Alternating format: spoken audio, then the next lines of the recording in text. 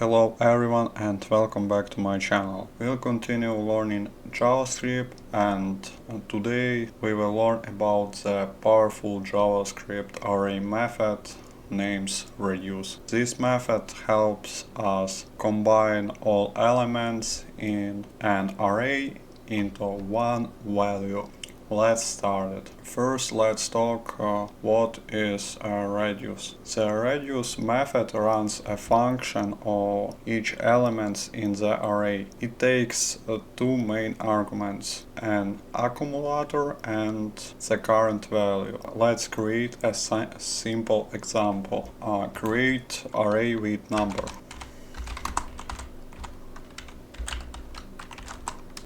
And add some number.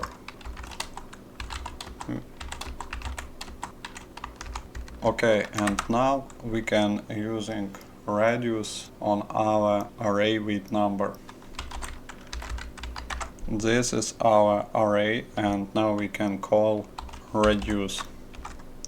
Okay, and this method get two arguments, function and number.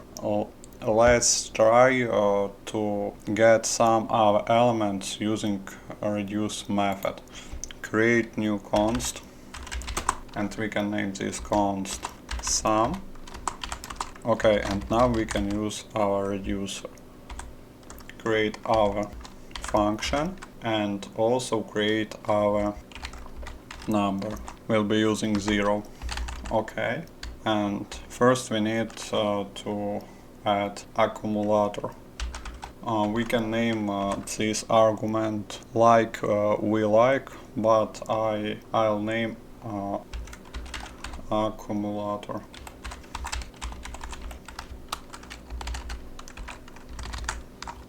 Okay, and two element is our value. Now it will be our number.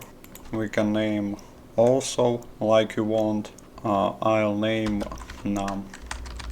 Okay, and now we can add our element to our accumulator. And let's open the window and open console. But first we need to add console log and print our sum. Okay. Like you see, we calculate all sum from our array. It's the most popular function and people most of all using this method for calculate sum of number. But it doesn't necessarily must be array with number. We also can create more difficult construction like array with object.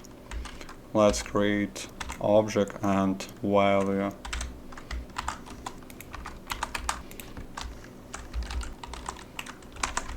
Value and add color like red, green and orange. Okay, and change this number. Now we can calculate our value. We need to using property when we work with array with object using value because our number inside property value. Like you see, it's work correct, and thanks to this method we also can calculate number inside our objects. We can change this name because now we don't work with numbers, we work with object. We can name object and also change here. Okay, like you see, it works the same. And next we can also find item inside our element. Let's change our numbers. Okay, and let's try to find max number. Clear this function and using max and using two argument accumulator and our let's correct, because now we again using numbers and add to argument our num. Okay, like you see, we found our max width, max number. Okay, but it's a bad way because we don't necessarily must to use in reducer, because we can using spread operator, using again merge max, and using our spread operator and our array.